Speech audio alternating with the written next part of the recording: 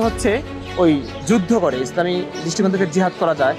তো যুদ্ধ করে যে অঞ্চল জয় করা হয়, তো পুরুষদেরকে তো মারা হয় কিংবা বন্দি করে আনা হয়, নারীদেরকে তো আর মারা যায় না, নারীদেরকে বন্দি করে তাদেরকে দাসী বলে, অর্থাৎ যুদ্ধবন্দিনীদেরকে দাসী বলা হয়। এই দাসীদের সঙ্গে সেক্স করা বৈধ ইসলাম অনুসারে। আপনি যদি এটা এতদিন জানতেন না? কিন্তু যাদের দাসীর যদি মতামত না থাকে, 24 জন স্ত্রী থাকার পরেও কিন্তু দাসীদের সঙ্গেও সহবাস করতেন, দাসীদের সঙ্গে থাকতেন। এই ব্যাপারটাকে তুমি কিভাবে দেখছো? বিয়ে ছাড়া হ্যাঁ, এটা অসম্ভব। এটা অসম্ভব। অবশ্যই। তোমাকে যদি আমি রেফারেন্স দেখাতে পারি? দেখান। হ্যাঁ, দেখান। মানে রেফারেন্স দেখাতে হবে? অবশ্যই। দেখানোর পর? দেখান আপনি। দেখানোর পর কি হবে? আগে দেখান না। এটা কোনো যুক্তিতে পড়ে না। যুক্তিতে পারে না? না। তুমি তোমার ধর্মটাকে মানছো যুক্তি দিয়া? অবশ্যই। হ্যাঁ। এইসব হইছে সব নাস্তিকের বিষয়। নাস্তিকের বিষয় না? নাস্তিকের বিষয়? এগুলো কি নাস্তিকের বিষয় বলে মনে হচ্ছে? না, বিয়ে ছাড়া এটা তো ইসলামে বৈধ। বিয়ে ছাড়া, হ্যাঁ, বিয়ে ছাড়া দাসীদের সঙ্গে সহবাস করা যায় বিয়ে ছাড়াই। তো আমার তুমি এই জিনিসটা জানো না? হ্যাঁ, কি বলো?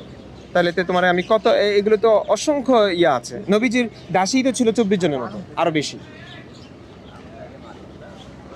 তুমি কোন সিরাত গ্রন্থ পড়েছো? হ্যাঁ, নবীজির জীবনী পড়েছো? পড়ছি বইয়ে, তো এত পড়ো নাই তো? না পড়ে বলছো, না পড়ে এত কনফিডেন্টলি এত কথা বলছো কিভাবে? একটা যুগ নবীজির বিয়ে সম্পর্কে জানো না, নবীজি দাসীদের সঙ্গে সহবাস করতেন সেটা জানো না, কিছু জানো না। যতটুকু পড়ছি বইয়ে, যতটুকুই তোমার পড়াটা কি যথেষ্ট? অবশ্যই না, আরো কত ইয়া আছে। 63 বছর হ্যাঁ, জীবনে 63 তো বছর। আপনারা কি অনেক কখনো কেউ ঘটনা শুনেননি যে নবীজি কয়টা বিয়ে করেছেন? 14টা।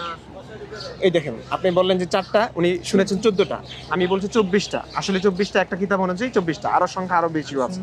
হ্যাঁ, এই যে আপনার কথাটা কিন্তু উনিও ভিন্নটা জানেন, মানে আপনার জানা যে যথেষ্ট না, এটা বুঝতে পারছেন? তারপরে দাসীদের সঙ্গে যে থাকা যায়, স্ত্রীদের মতো ব্যবহার করা যায়, এটা শোনেননি? এটা কোরআনের একটা বিধান।